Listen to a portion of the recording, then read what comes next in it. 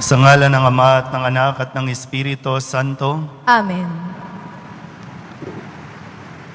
Mga kapatid, upang tayo'y maging marapat gumanap sa banal na pagdiriwang, aminin natin at pagsisihan ang ating mga kasalanan. Inaamin ko Sa makapangyarihang Diyos at sa inyo mga kapatid, na lubha akong nagkasala sa isip, sa salita at sa gawa at sa aking pagkukulang. Kaya isinasamo ko sa mahal na Birheng Maria, sa lahat ng mga anghel at mga banal, at sa inyo mga kapatid, na ako'y ipanalangin sa Panginoong ating Diyos. Kaawaan tayo ng makapangyarihang Diyos, patawarin tayo sa ating mga kasalanan, at patnubayan tayo sa buhay na walang hanggan. Amen. Panginoon, kaawaan mo kami. Panginoon, kaawaan mo kami. Kristo, kaawaan mo kami. Kristo, kaawaan mo kami. Panginoon, kaawaan mo kami. Panginoon, kaawaan mo kami. Manalangin tayo. Ama naming makapangyarihan, bigyan mo kami ng paninindigang tumahak sa landas ng kabutihan. Sa pagdating ni Kristo, makasalubong nawa kaming may mabubuting gawa upang kapiling niya sa gawing kanan, kami ay makapisan sa iyong pinaghaharian sa pamamagitan niya kasama ng Espiritu Santo magpasawalang hanggan. Amen.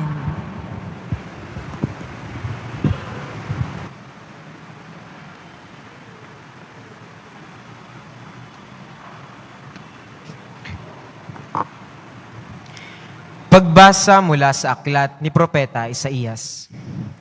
Ito ang pangitain ni Isaías na anak ni Amos tungkol sa Huda at sa Jerusalem. Sa mga huling araw, ang bundok na kinatatayuan ng templo ng Panginoon ay mamumukod sa taas sa lahat ng bundok. Daragsa sa kanya ang lahat ng bansa. Ang maraming taong lalapit sa kanya ay magsasabi ng ganito, "Hali kayo, umahon tayo sa bundok ng Panginoon, sa templo ng Diyos ni Jacob, upang malaman natin ang kanyang mga daan at matuto tayong lumakad sa kanyang mga landas. Sapagkat sa Sion magmumula ang kautusan at sa Jerusalem ang salita ng Panginoon. Siya ang mamamagitan sa mga bansa at magpapairal ng kapayapaan. Kung magkagayon, gagawin na nilang sudsod ang kanilang mga tabak at karit ang kanilang mga sibat. Wala nang magsasanay sa pakikibaka at mawawala na ang mga digmaan. Halina kayo, sambahayan ni Jacob, at tayo'y lumakad sa liwanag ng Panginoon." Ang salita ng Diyos. Salamat sa Diyos.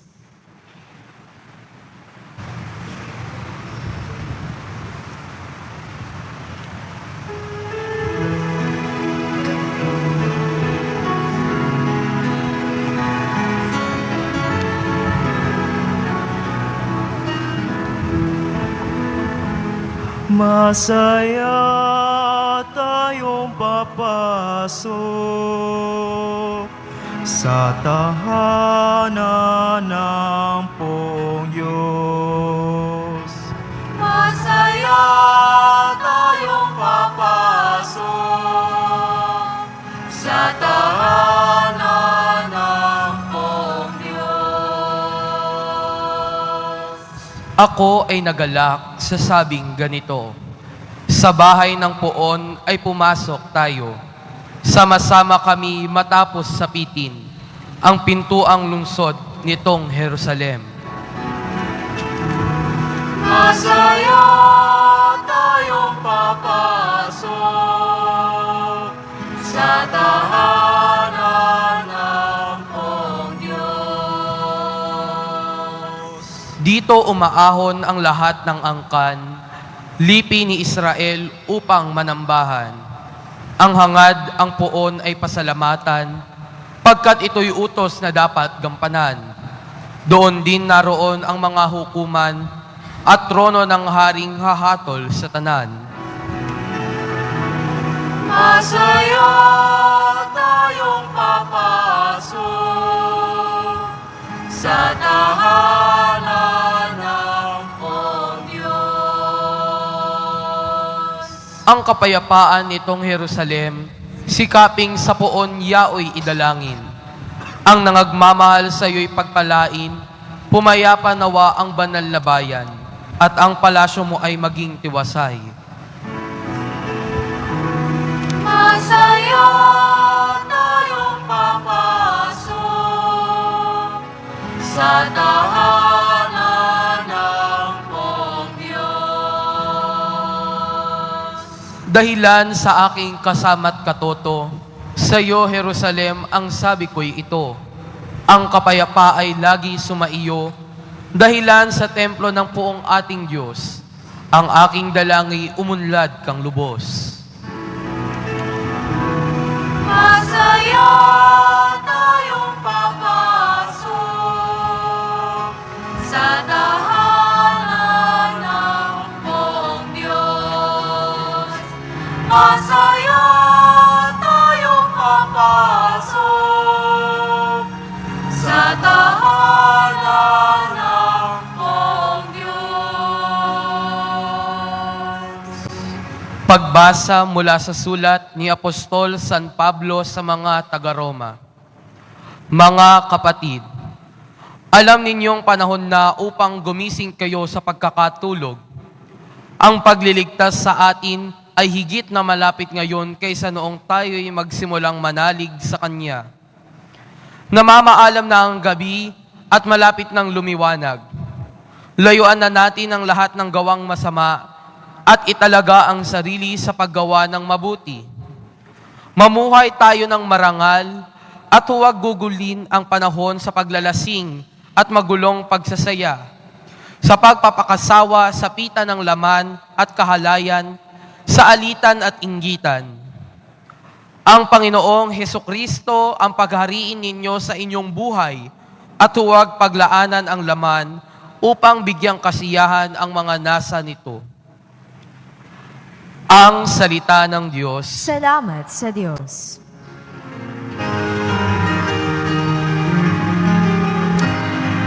Hallelujah, hallelujah, hallelujah, hallelujah. Pag-ibig mo'y ipakita, lingapin kami tuwi na, iligtas kami sa dusa. Hallelujah, hallelujah, hallelujah, hallelujah.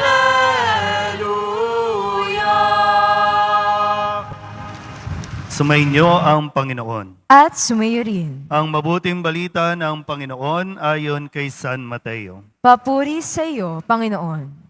Noong panahong iyon, sinabi ni Jesus sa kanyang mga alagad, ang pagdating ng anak ng tao ay matutulad sa pagdating ng baha noong panahon ni Noe. Noon, ang mga tao'y nagsisikain, nagsisiinom at nag-aasawa hanggang sa araw na pumasok sa daong si Noe. Dumating ang baha nang di nila namalayan at tinangay silang lahat. Gayun din ang mangyayari sa pagdating ng anak ng tao. Sa panahong iyon, may dalawang lalaking gumagawa sa bukid. Kukunin ang isa at iiwan ang isa. May dalawang babaeng magkasamang gumigiling.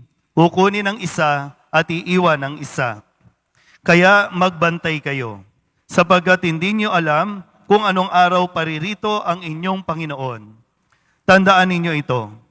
Kung alam lamang ng puno ng sambahayan kung anong oras ng gabi darating ang magnanakaw, siya'y magbabantay at hindi niya pababayaang pasukin ang kanyang bahay.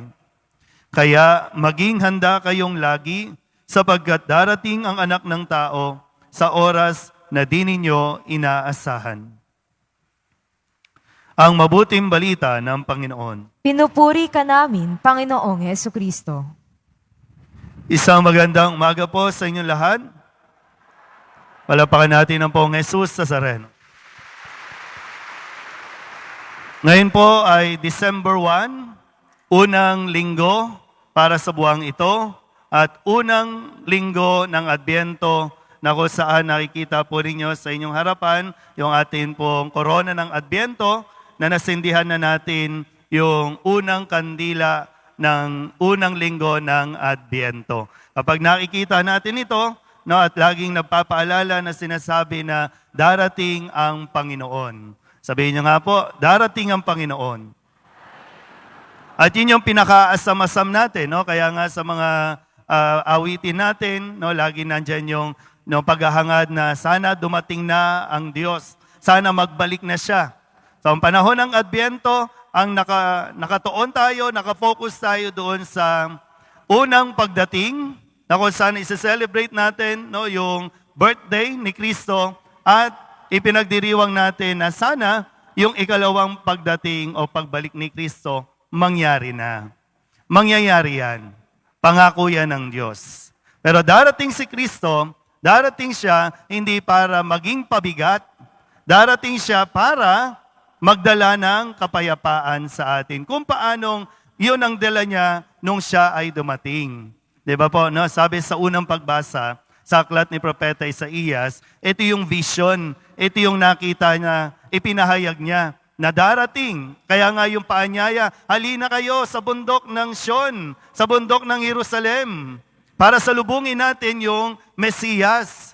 At kapag dumating ang Mesiyas, sabi nga po, no, lahat ng armas, bibitawan nyo na yan, at gagawin nyo na yang pambungkal ng lupa. Sabihin nyo nga po, kapayapaan. Yung gusto ng kapayapaan, pumalakpak nga. So, kung gusto natin ng kapayapaan, talagang asamin natin yung pagbalik ni Kristo. Pero ang sabi nga po, no, hindi siya pupunta dito para maging pabigat. Hindi siya pupunta dito para magdala ng problema, kundi para tulungan tayo. Sabihin nyo nga po, Adbyento. Ang Adbyento ay isang paghahanda. Anong klaseng paghahanda? Masayang paghahanda. Kasi di ba, no? To be exact, 24 days na lang. Pasko na. Birthday na ng poong Jesus Nazareno. 24 days. So sabi, uy, malapit na. 24 days na lang. Meron bang excitement na nararamdaman? Meron ba tayong nilulook forward? Uy, eto na, December 25 na. Ganun ba yung feeling natin? Sige nga, tingnan nyo nga mga mukha ng katabi ninyo. Panahon ba ng Adbyento yan? O panahon ng Kwaresma? Isa, nasanay na tayo, no? Walang pinagkaiba yung mood natin, eh. Adbyento na, no? Tapos na yung panahon ng karaniwang panahon, pumasok tayo sa season of Advent, pero parang, ano bang mangyayari sa mga mukha natin? Ganyan na ba talaga yan? Tingnan nyo nga ulit mga mukha ng katabi ninyo. Bakit ang pangit? Bakit malungkot? Bakit walang sigla? Bakit walang saya? Di ba kung mayroon tayong inaasahan, mayroon tayong inihintay na napakahalaga, di ba dapat magiliw ka? Dapat masaya ka. Bahala kayo. Kung ayaw nyo, sabi ni Kristo, di ba? Be prepared. Maging handa kayon lagi. Kasi nga, hindi niya sasabihin yung oras at araw kasi gusto kanyang isorpresa. Sabihin niyo nga sa katabi ninyo, gusto kang isurprise ng Diyos. Bulaga. Uy. Ano ba? Wala pa rin. Gising. Di ba? Sabi ni San Pablo sa kanyang sulat, panahon na ito para gumising. Gising na, oy. Di ba? Sa panahon na ito, eh. Pero tingnan natin, no? Bakit nga ba, nung unang pagdating ni Kristo, hindi siya napansin ng mga tao? Di ba, no? At kaya nga sinabi niya sa Ebanghelyo, ang pagdating ng anak ng tao matutulad nung panahon ni Noe. Bago dumaong, bago pumasok sa bangka, ano bang ginagawa ng mga tao? Saan nakafocus? Noon pa lang, hinihintay na nila yung pangakong Mesiyas na magliligtas sa kanila. Pero nung dumating, wala sila. O ganun din daw, iso-surprise tayo. Pero, wag na sanang maulit. No, wag na maulit. Kasi yung attitude noon, magpasa hanggang ngayon, inuulit natin. Ulitin ko po ha. Ang Pasko, hindi yan pabigat. Ang Pasko, ang pagsilang ni Kristo, hindi yan nagdadala dapat ng problema. Bakit? Nung sinabi ko na, na malaman na natin, nung may nakikita na tayo mga Christmas decoration sa paligid, may mga parol na, di ba dapat ang attitude natin, yes, magpapasko na. Bakit ang mga sinasabi ninyo, ay, naku, magpapasko na naman. Magkaiba kasi yung, yay, magpapasko na. Kesa doon sa, ay, magpapasko na naman. May problema ba tayo doon? Ha? May problema ba kayo? Bakit ganun yung reaksyon? Kasi, ay, magpapasko na naman. Wala pa rin akong partner. Ay, magpapasko na naman. Ako, saang kamay ng Diyos ko na naman kukunin? Yung hinihingi ng mga estudyanteng ito na bagong cellphone, bagong damit, bagong sapatos. Uy, wag naman makapal ang mukha, ha? May edad na kayo, ha? Pag yung mga bata, maintindihan natin na talagang nakafocus sila dun sa mga regalo, bagong damit, bagong sapatos, pero habang lumalaki tayo, nakita at makita nawa natin, lalo na yung mga estudyante, ha? Hindi importante yon. Hindi mahalaga yon. Hindi doon nakabase ang kaligayahan ngayong Kapaskuhan na mayroon kang bago. Kaya nga, di ba, dapat ang binabago, ugali. Kasi kahit bago ang damit, bago ang gamit, kapag luma ang ugali, ganun yon. Kaya gayon din, ha, mga nanay, ha, mga magulang, huwag nyo kasing sinasanay yung mga bata na kapag Pasko ang magpapasaya, dapat may bagong laruan, bagong damit, bago lahat. Sinanay nyo kasi. Nawala tayo sa focus kay Kristo. Sige, tingnan natin. No? Bakit hindi napansin ng mga tao ang pagdating ni Kristo? Kasi sabi po doon, yung mga tao nakafocus doon sa puro kainan. Nagsisikain sila. Sabihin nyo nga sa katabi ninyo, huwag kang swapang, ha? Sige. Kain kayo ng kain. Tapos mamumblema naman kayo sa kaseksihan ninyo. Kain kayo ng kain. Tapos pagdating ng January, pa-check up. Sinabi ba ni Kristo na darating siya at sinabi ba niya, maganda kayo ng lechon, maganda kayo ng crispy pata? Yang sinasabi kasi sa commercial, pag napapanood natin sa TV, kasi ganito tayo minumulat ng social media, para maging masaya ang Pasko, dapat maraming pagkain sa mesa. Dapat may hamon, dapat may kung ano pa man dyan, mga prutas. Minsan, awang-awa tayo doon sa mga tatanda, Kasi hanggang titig na lang sila. Pero bakit maghahanda? Teka lang. Hindi sinasabing bawal maghanda. Hindi rin sinasabing huwag kayong maghanda. Pero sana, simplihan mo lang. Kasi ngayon, naku, magpapasko na. Kanino ako mangungutang? Maghahanda ka. Bakit? Gusto mong magpabida sa mga kapitbahay, sa mga kamag-anak ninyo na wow, bonggam-bongga ka talaga maghanda. Kung alam lang nila, di ba, Hindi pa bayad yan. Kaya problema tuloy tayo. Ngayon, sisisihin pa natin tuloy ang Diyos. Tapos nakakalungkot po, di ba, mga magulang, nagluto ka, nanghiram ka, nangutang ka. Tapos yung mga kabataan, wala sa Noche Buena. Nasaan? Nasa labas. Kung saan man, nasa Star City. Hindi ko alam kung bukas ng Star City. Nasa gimikan. Nasa party-party. Yeah. Digs. Yun yung pinaghahandaan ngayon eh. Hinay-hinay lang, ha? Simplehan nyo lang. Kasi baka dumating si Kristo, hindi mapansin. Sabi din doon, yung mga tao noon, bukod sa nagkakainan, no? I-ready na yung mga maintenance ninyo, ha? Bukod sa nagkakainan, ang sabi ay mga naglalasing. Sambahin ang ngalan mo. Mga ihos. Ha? Sundin ang loob Hindi mo yung sa lupa hindi bawal para uminom. nasa langit. Pero Bigyan dito mo kami sinasabi, ngayon ng aming mga kakanin nagsisipaglasingan, sa araw-araw. naglalasing. At patawarin mo kami sa aming mga sala para ng pagpapatawad O, di ba? namin sa nagkakasala Naka-reserve na ba yung At pambili huwag ng mo kaming Alfonso? ipahintulot sa Mga tukso. ihos? At ihadya mo kami sa lahat ng O anumang alak yan, pinaghahandaan mo, pinag-ipunan mo yan. O, di ba? Kaya dumating si Kristo, nasaan ka? Tulog. Bangag. Dumating si Kristo, ano nangyayari?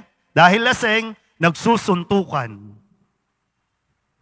Pero pinaghandaan mo yan, no, talagang Chivas Regal. No, talagang mamahalin. Pinaghandaan mo yan eh. Pero yung pagdating ni Kristo, baka ma-surprise ka. Kasi sabi nga, no, sabi doon, no, dalawang lalaki, nagiinuman. Yung isa kukunin, yung isa iiwan. Pangatlo, ang sabi, yung mga tao, no, panahon ni Noah, nagsisipag-asawa. Ano pag sinabi nagsisipag-asawa? Puro kahalayan ang ginagawa ng mga tao. Abala, palipat-lipat, papalit-palit ng partner. Puro kahalayan. Kaya nga, di ba, sabi din ni San Pablo, panahon na para gumising. Itigil na natin yung mga gawaing masama, yung mga kahalayan, mga pita ng laman. Kasi baka dumating si Kristo, hindi natin mapansin. Gising.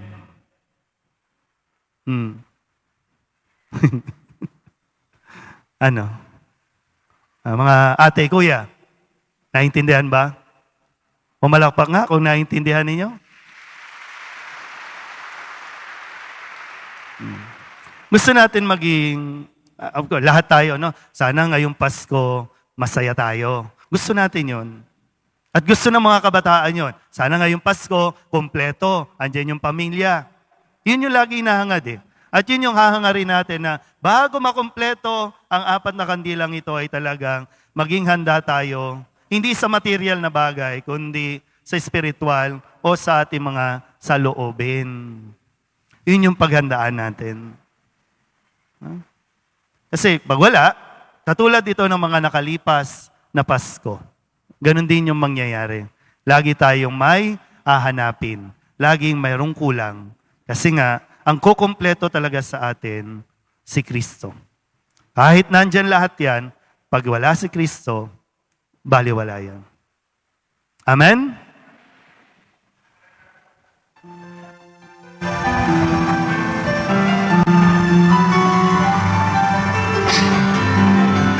Sumasampalataya ako sa Diyos, ang makapangyarihan sa lahat ng may gawa ng langit at lupa.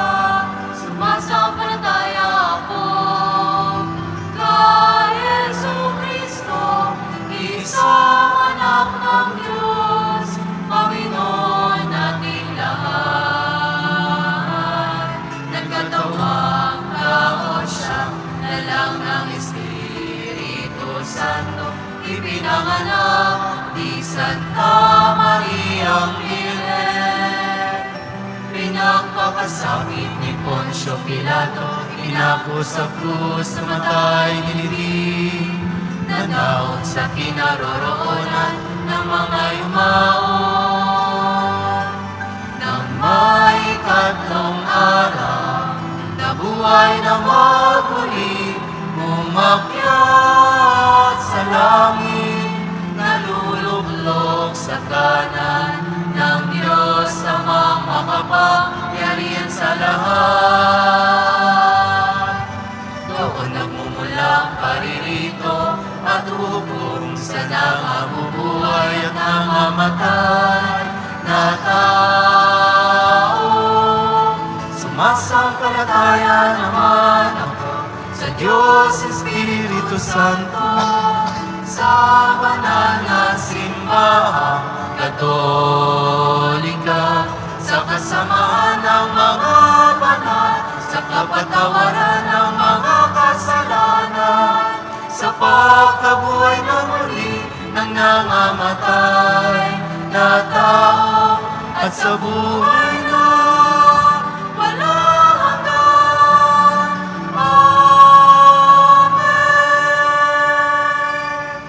Minamahal ko mga kapatid, sa pagpasok natin sa panahon ng Adbyento, dumulog tayo sa Diyos Ama na pagkalooban niya tayo ng bagong simula tungo sa buhay na kalugod-lugod. Ang ating tutugon, Panginoon ng awa, dinggin mo kami. Panginoon ng awa, dinggin mo kami.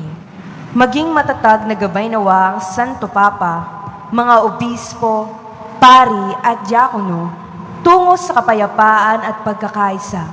Manalangin tayo. Panginoon ng awa, dinggin mo kami. Magkaroon nawa ng tamang pagpapasya ang mga nanunungkulan sa ating pamahalaan na nakabatay sa pag-ibig, katarungan at katotohanan. Manalangin tayo. Panginoon ng awa, dinggin mo kami. Tanggapin, unawain at magkaroon nawa ng maayos na dialogo sa pagitan natin at ng mga taong kaiba sa ating lahi at pananampalataya. Manalangin tayo. Panginoon ng awa, dinggin mo kami. Para sa lahat ng kapatid natin na may HIV/AIDS, para patuloy nilang maramdaman ang mapagkalingang pagmamahal ng sambayanan habang sila'y patuloy na lumalago sa pananampalataya, pag-asa at pag-ibig. Manalangin tayo. Panginoon ng awa, dinggin mo kami. Dulog din natin sa Panginoon ang ating mga personal na kahilingan at mga panalangin para sa ating mga pamilya, sa mga panalangin ng lahat ng nanonood sa Facebook Live, at sa lahat ng panalangin na iniling na ipagdasal sa misang ito. Ang lahat ng ito iniling namin sa ngalan ni Kristo, aming Panginoon. Amen.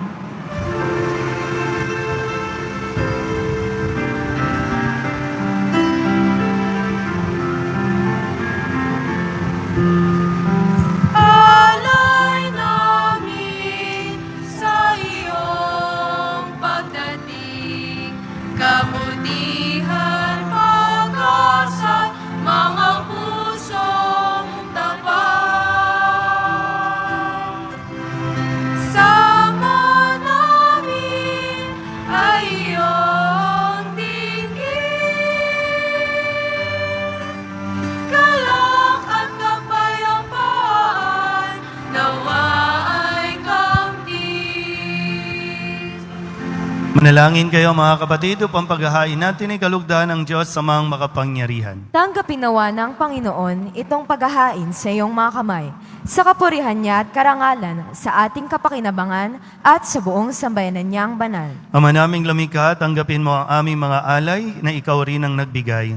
Magdulot nawa ito ng gantimpalang kaligtasan na ngayon pa man ay amin ng pinakikinabangan sa pamamagitan ni Jesucristo kasama ng Espiritu Santo magpasawalang hanggan. Amen. Sumainyo ang Panginoon. At sumayo rin. Itaas sa Diyos ang inyong puso at diwa. Itinaas na namin sa Panginoon. Pasalamatan natin ang Panginoong ating Diyos. Marapat na siya ay pasalamatan. Ama naming makapangyarihan, tunay nga marapat na ikaw ay aming pasalamatan sa pamamagitan ni Jesucristo na aming Panginoon.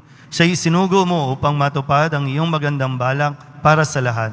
Hindi niya ikinahiyang mamuhay ng mahirap upang mapakisamahan niya kaming matapad. Siya'y naging hindi na iba sa amin upang maitampok niya kami sa iyong piling. Sa kanyang lantarang muling pagdating, ang pakikisama niya ay puspusang magniningning at ang pangako niyang kapanapanabik ay inaasahan naming lubos na makakamit. Kaya kaysa ng mga anghel na nagsisiawit ng papuri sa iyo nang walang humpay sa kalangitan, kami nagbubunyi sa iyong kadakilaan.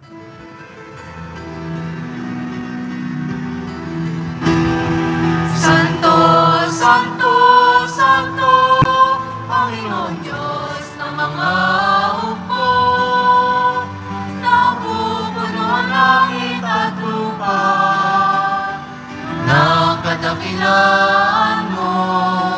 Hosana, Hosana sa kaitaasan, Hosana, Hosana sa kaitaasan, pinagpala ang naparirito sa ngalan ng Panginoon.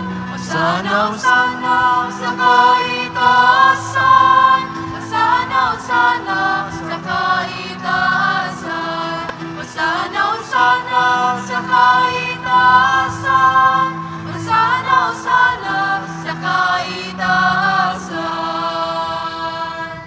Ama naming banal, ikaw ang bukal ng tanang kabanalan. Kaya't sa pamamagitan ng iyong Espiritu, gawin mong banal ang kaloob na ito upang para sa aming maging katawan at dugo ng aming Panginoong Heso Kristo. Bago niya pinagtiis ang kusang loob na maging handog, inawakan niya ang tinapay, inasalamatan kaniya, pinaghati-hati ni Ayon, iniabot sa kanyang mga alagad at sinabi, tanggapin ninyong lahat ito at kanin, ito ang aking katawan na ihahandog para sa inyo.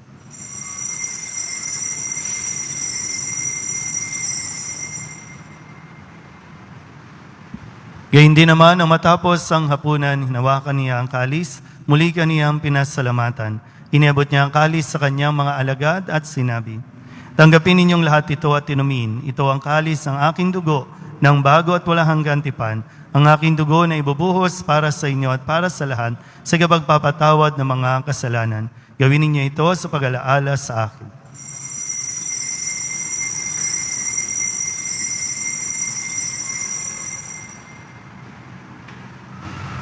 Ipagbunyi natin ang misteryo ng pananampalataya. Aming ipinahayag na namatay iyong anak, na buhay bilang Mesiyas at magbabalik sa wakas para mahayag sa lahat. Ama, ginagawa namin ngayon ang pag-alaala sa pagkamatay at muling pagkabuhay ng iyong anak, kaya tiniaalay namin sa iyo ang tinapay na nagbibigay buhay at ang kalis na nagkakaloob ng kaligtasan. Kami nagpapasalamat dahil kami iyong minarapat na tumayo sa harap mo para maglingkod sa iyo. Isinasamo namin kami magsasalo-salo sa katawan at dugo ni Kristo ay mabuklod sa pagkakaisa sa pamamagitan ng Espiritu Santo. Ama, lingapin mo ang iyong simbahang laganap sa buong daigdig. Puspusin mo kami sa pag-ibig kay San Francisco na aming Papa, ni Luis Antonio na aming Obispo, ng kanyang katuwang na Obispo at ng Tanang Kaparian. Alalahanin mo rin ang mga kapatid naming nahimlay na may pag-asang sila'y muling mabubuhay, kaya hindi ng lahat ng mga pumanaw. Tawaan mo sila at patuloyin sa iyong kaliwanagan. Tawaan mo at pagintapatin kaming lahat na makasalo sa iyong buhay na walang wakas. Kay sana mahal na Birhen Maria na ina ng Diyos, ng kabiyak ng puso niyang si San Jose.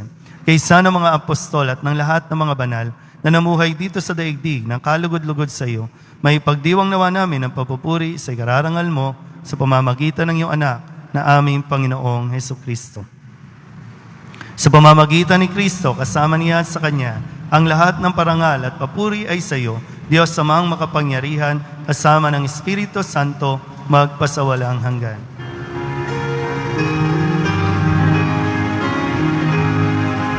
Amen, amen, amen.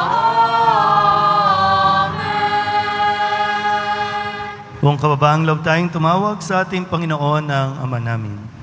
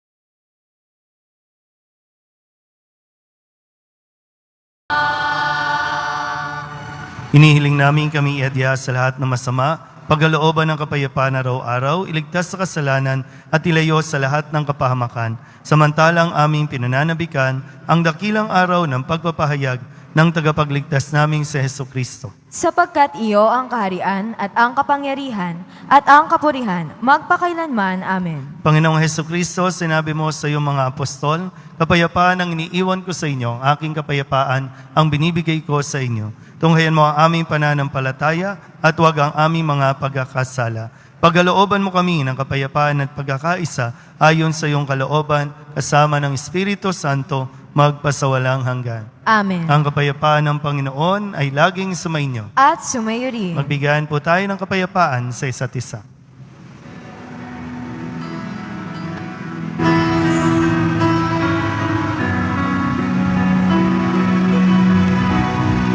Kordero ng Diyos na nag-aalis ng mga kasalanan ng mundo. Maawa ka sa amin, Kordero ng Diyos, maawa ka. Kordero ng Diyos na nag-aalis ng mga kasalanan ng mundo. Maawa ka sa amin, Kordero ng Diyos, maawa ka. Kordero ng Diyos na nag-aalis ng mga kasalanan ng mundo. Ipagkaloob mo sa amin ang kapayapaan.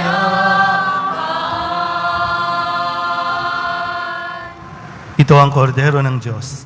Ito ang nag-aalis ng kasalanan ng sanlibutan. Mapalad ang mga inaanyayahan sa kanyang piging. Panginoon, hindi ako karapat-dapat na magpatuloy sa iyo. Ngunit sa isang salita mo lamang ay kagaling na ako.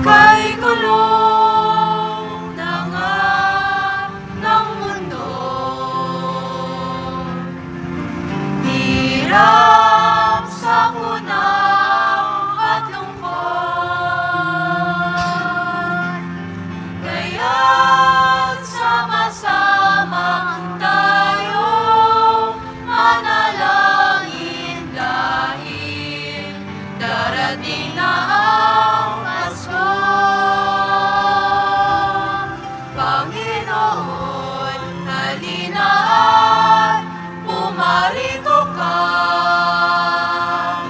Sagipin mo ang bayang, ikaw ang pag-asa. Gabay ng mga mahihirap. Panginoon, iligtas mo ang iyong bayan. Di ba't kay saya dapat ng Pasko? Kung bawat pamilya ay buo, kaya't idalangin natin ang bawat tahanan bago sumapit ang Pasko. Panginoon, halina at pumarito ka.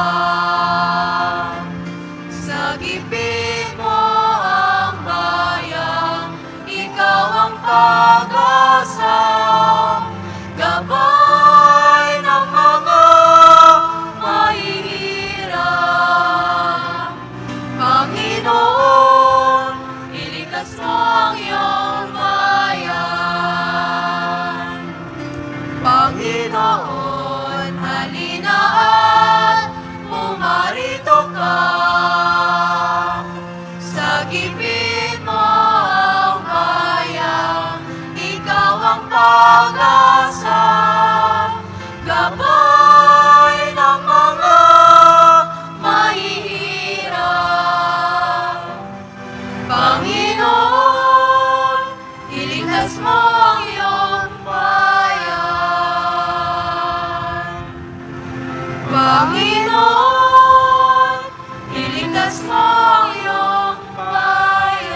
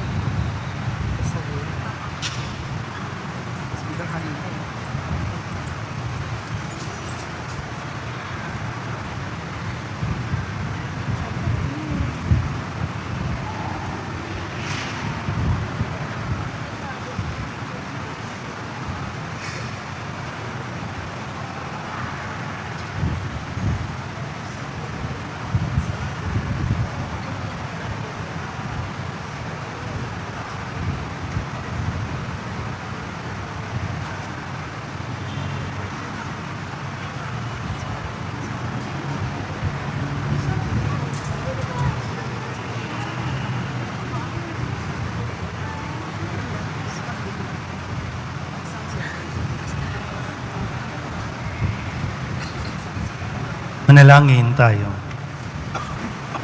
Ama naming mapagmahal, mapakinabangan nawa namin ang aming pinagsaluhan upang sa aming paglalakbay dito sa lupang papanaw, aming panaligan ang iyong pagpapalang pang magpakailanpaman. Sa pamamagitan ni Jesucristo, kasama ng Espiritu Santo, magpasawalang hanggan. Amen. Sumainyo ang Panginoon. At sumayo rin. Manalangin tayo para sa pagbabasbas. Mahal na pong Jesus Nazareno, inihayag mo sa pamamagitan ng krus ang walang maliw na pag-ibig ng Diyos sa sangkatauhan. Pakinggan mo ang kahilingan ng iyong angkan na nagsusumamo sa iyo. Makamtanawa nila ang inyong katugunan at tanggapin ang kasagutan na may utang na loob na tinatanaw. Basbasan din po ninyo mga dala-dala nilang mga imahin at dasalan at lahat ng mga may karamdaman. Sa pamamagitan ng bendisyon na ito, naway maalala nila ang pangako nila noon sa binyag, na ikaw ay kanilang ibigin at paglilingkuran bilang Panginoon magpasawalang hanggan. Amen. At pagpalain kayo ng makapangyarihang Diyos, Ama at Anak, at Espiritu Santo. Amen. Tapos na ang banal na misa, humayo tayong mapayapa. Salamat sa Diyos. Magandang umaga po.